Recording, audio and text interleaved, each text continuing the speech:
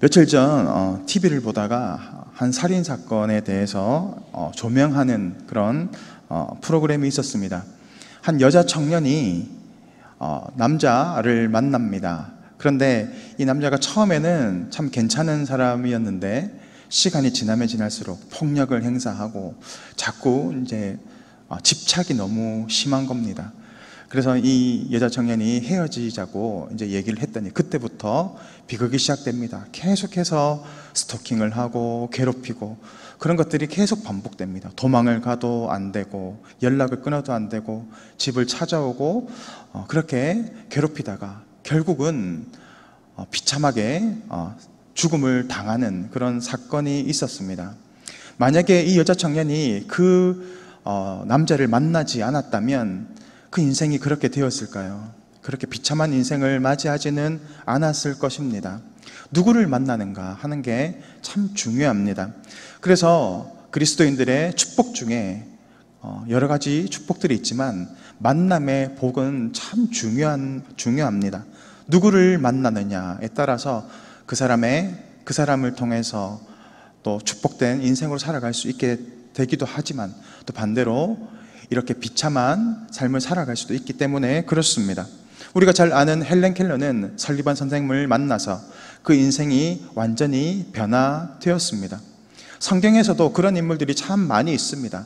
그 중에서 다윗을 바라보게 되면 다윗이 참 힘든 시간에 어려운 시간 동안 그 좋은 친구를 만나지 않습니까? 요나단이라는 친구를 만나서 위로를 받고 또 지지를 받고 또 생명을 보존하기도 합니다. 어려운 시절에 또 누군가를 만나서 지지를 얻고 힘을 얻고 위로를 얻는 이런 복된 만남들도 있습니다. 오늘 본문에서도 한 만남을 통해서 이런 여러 가지 모습들이 나타나고 있습니다. 오늘 사건의 배경이 되는 것은 남유다의 여호사밧 왕이 북이스라엘의 아합 왕과 이 사돈지간을 맺게 되는 일에서부터 시작이 됩니다. 우리가 잘 알다시피 여호사밧 왕은 하나님을 잘 섬기는 선한 왕이었습니다. 그리고 그가 한 일을 바라보게 되면 북이스라엘의 아합 왕과 사돈을 맺은 겁니다. 표면적으로 보면 그것은 참 잘한 일입니다. 그렇지 않습니까? 지금 남과 북이 분열되어 있습니다. 그런데 서로 화해를 하게 되고 또 사돈지간을 맺게 되면서 표면적으로 바라보게 되면 평화를 이루는 참 좋은 업적을 이룬 것처럼 보입니다. 그런데 그 실상은 어떻습니까? 영적인 부분으로 바라보게 되면 오히려 이 북이스라엘 아합의 그 죄악의 그 영향력이 남유다에까지 미치는 것을 보게 됩니다. 오늘 그가 만난 그 여인이 누구입니까? 아달랴 아니겠습니까? 이 죄악이라는 것은 전염성이 있습니다. 그래서 이 죄의 전염성을 통해서 이 남유다까지도 이 죄악의 문제 가운데 휩쓸리게 되는 것을 바라보게 됩니다. 우리가 잘 아는 솔로몬은 지혜의 왕이었지만 그가 어떻게 변질되었습니까? 이방의 여인들을 많이 만나서 그 이방의 여인들이 섬겼던 그 우상의 영향력을 통해서 지혜의 왕이었던 솔로몬도 이렇게 변질되고 타락되지 않습니까? 오늘 우리가 바라보고 있는 여호람 왕은 바로 여호사밧의 아들이었습니다.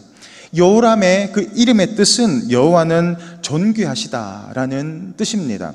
그의 이름을 통해서 그의 삶을 바라보게 조명하게 된다면 그가 받은 사명은 이스라엘 남유다의 왕으로서 남유다를 통치하면서 이 백성들을 통해서 하나님을 존귀하게 하시는, 하나님을 찬양하는, 영광을 올려드리는 그런 삶을 살아가야 하는 것이 그의 사명이었을 것입니다. 그런데 그가 만났던 여인이 누구입니까? 바로 아합의 딸, 바로 아달랴였습니다. 아달랴의 이름의 뜻은 여호와께서 고통당하게 하시는 자라는 뜻입니다. 이 아달랴는 우리가 잘 알다시피 이세벨의 딸이고 그 어머니의 영향을 받아서 우상을 섬기는 모습이었습니다. 그러니까 하나님께서 이 우상을 섬기는 자를 고통스럽게 하시겠다라고 하는 그 의미를 이 이름 가운데 담고 있습니다. 서로 어울리지 않는 사람이 만났습니다. 하나님을 찬양하고 영광 올려드리는 인생을 살아야 하는 사람과 하나님을 버리고 우상을 섬김으로 하나님께 고통을 당해야 하는 이 두 사람이 만나게 되었을 때 비참한 그런 결과가 나타나게 되는 것을 우리는 바라보게 됩니다. 오늘 성경이 이야기하고 있는 것이 바로 그것입니다. 여호람 왕이 남유다의 왕이 되었을 때 어떤 일이 일어나고 있습니까? 성경은 20절에서 에돔이 유다의 손에서 배반하는 사건이 일어나게 되는 것입니다. 지금 영향력을 받고 있는 거죠. 그래서 하나님께서 유다 가운데 손을 점점 떼시고, 그리고 힘이 점점 약해지니까 유다가 다스렸던 에돔이 이제 유다의 손에서 벗어나고자 하는 일들이 일어나고 있는 겁니다. 왕권이 약해지고 있는 것입니다. 뿐만이 아니라 22절에서는 그때의 림나도 배반하였더라 라고 말하고 있습니다. 계속해서 유다의 손이 약해지고 있는 모습을 보여주고 있는 것입니다. 바로 아달랴의 이 악한 영향력이 이 여호람 왕에게까지 미쳤고, 그 영향력은 남유다의 국력에까지 미치게 되는 것을 바라보게 되는 것입니다. 이것은 하나님으로부터 인한 일입니다. 그가 하나님을 버리고 우상을 섬겼을 때 하나님은 이 남유다를 점점 약하게 만들어 가시는 것을 바라보게 됩니다. 이것은 인간적인 능력이나 노력으로 회복되지 않습니다. 오늘 여호람 왕은 21절에서 이렇게 행동합니다. 21절 말씀 다 같이 읽겠습니다. 여호람이 모든 병기를 거느리고 사헬로 갔더니, 지금 21절 상반절에서는 바로 여호람이 모든 군대를 거느리고 가고 있다라고 하고 있습니다. 여기에서 모든이라고 하는 콜이라는 이 말은 모두, 전체를 의미하기도 하지만 완전한 이런 의미를 가지고 있기도 합니다. 그러니까 인간적인 모습으로 바라봤을 때 강력한 군사력을 가지고 지금 이 에돔을 치기 위해서 가고 있다라는 것입니다. 그런데 그 결과가 어떻습니까? 21절 후반절에 이렇게 기록됩니다. 다 같이 읽겠습니다. 시작. 백성이 도망하여 각각 그들의 장막들로 돌아갔더라. 지금 에돔에게 패하고 있는 모습을 보여주고 있습니다. 그들은 강력한 군대를 가지고 에돔을 치러 갔지만 오히려 에돔에게 포위되는 그런 일을 경험하게 됩니다. 그리고 다행히 어둠을 틈타서 도망쳤다라고 오늘 성경은 말하고 있습니다. 그리고 각각 그들의 장막으로 돌아갔다라고 합니다. 처음의 모습과 그 마지막의 모습이 너무나 다르지 않습니까? 위풍당당하게 들어갔지만 결국 하나님의 인도하심, 하나님의 도우심을 받지 못한 남유다는 이처럼 비참하게 각각 그들의 집으로 돌아가서 나오지 않는 그런 비참한 모습으로 끝나고 있는 것을 우리는 바라보게 됩니다. 하나님을 떠나고 우상을 섬기는 사람들의 그 말로가 이렇게 비참하다라는 것을 보여줍니다. 그렇지만 하나님은 남유다를 버리지 않으셨습니다. 왜냐하면 하나님은 다윗의 약속을 기억하고 계셨기 때문입니다. 다윗에게 주신 약속이 어떤 것입니까? 19절 말씀 우리 다 같이 읽겠습니다. 시작. 여호와께서 그의 종 다윗을 위하여 유다 멸하기를 즐겨하지 아니하였으니 이는 그와 그의 자손에게 항상 등불을 주겠다고 말씀하셨음이더라. 아멘. 비록 그들이 하나님을 떠나서 우상을 섬기고 있었지만 하나님은 그의 은혜를 거두지 않고 계심을 바라봅니다. 왜냐하면 하나님께서는 다윗의 약속을 기억하고 계셨기 때문이다라는 겁니다. 다윗의 약속 중에서 바로 그의 자손에게 항상 이 등불을 주겠다라고 하는 것을 기억하셨다라는 겁니다. 등불을 주겠다라고 하는 것은 오늘 본문의 의미에서는 바로 이 왕조의 지속성을 의미하고 있습니다. 그러니까 이 남유다를 멸하지 않으시겠다라는 것입니다. 그렇지만 그들이 우상을 섬기고 하나님을 떠나 있으면 그들은 점점 더 쇠퇴해져 갈 수밖에 없는 상황으로 나아갈 것입니다. 그 모습이 어떻습니까? 그의 아들 이 여호람이 죽고 그의 아들 아하시아가 왕이 되었을 때 아하시아는 고작 1년간 이 이스라엘을 통치하는 왕이 됩니다. 이처럼 약해지게 되는 것이죠.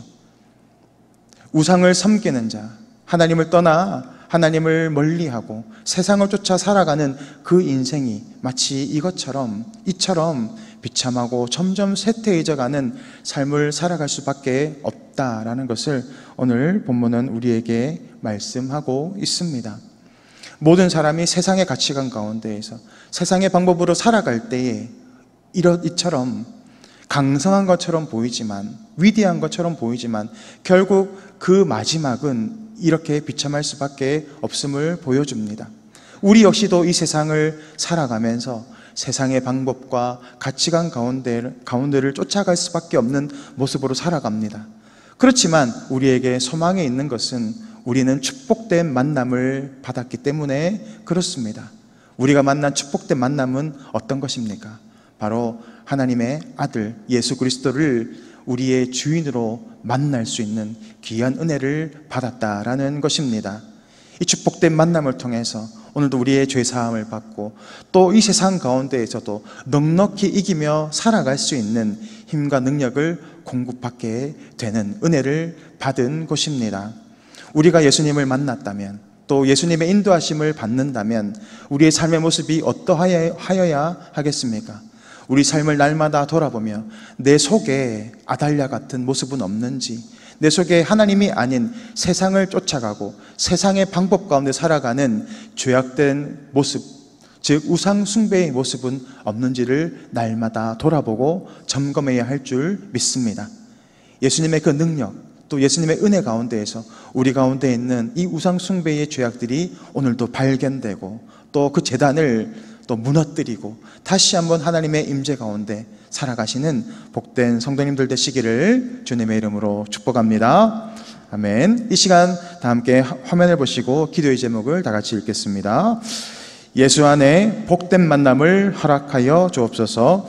내 안에 있는 우상 숭배의 죄악이 무너지게 하옵소서. 아멘. 이 시간 다 같이 기도하겠습니다.